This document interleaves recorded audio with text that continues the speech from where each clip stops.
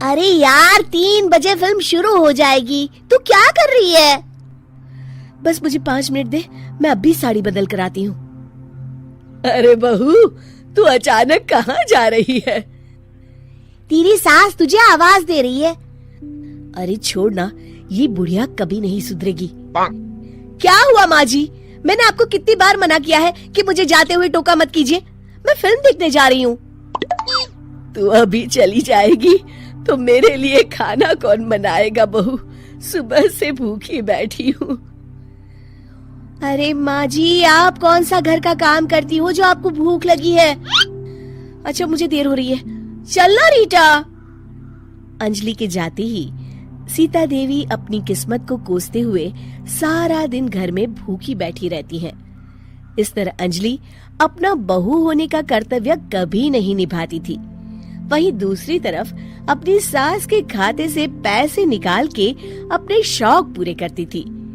लेकिन सीता देवी इस उम्मीद पर थी कि एक दिन उसकी बहू सुधर जाएगी।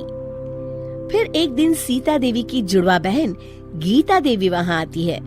अपनी बहन को घर के काम करते हुए देख गीता देवी आग बबूला हो जाती है।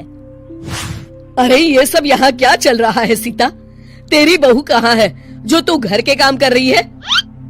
सीता देवी भावुक होकर रोने लगती है। अब तुझसे क्या छुपाऊं? मेरी बहू रत्ती भर भी मेरी इज्जत नहीं करती।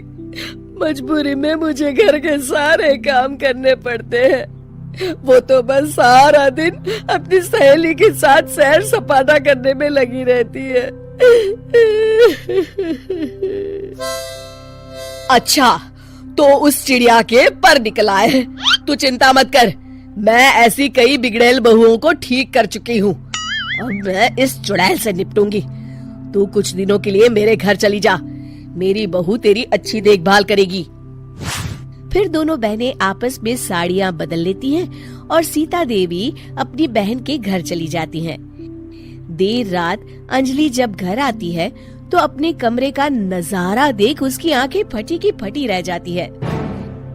हे राम, मेरे कमरे का एसी कहाँ चला गया? और मेरा 56 इंच का एलईडी टीवी कौन ले गया?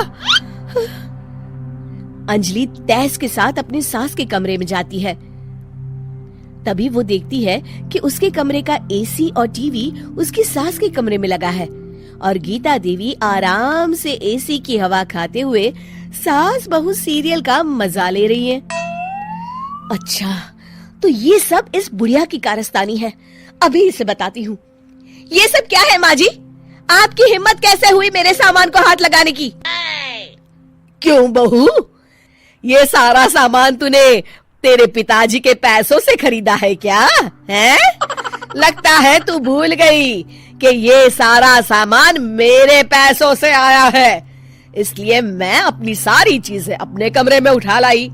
तुझे कोई एतराज है? चल जा यहाँ से, सीरियल का मजा किरकिरा मत कर। गीता की बातों का कोई जवाब नहीं बनता देख अंजलि अपने दांत पीस कर रह जाती है।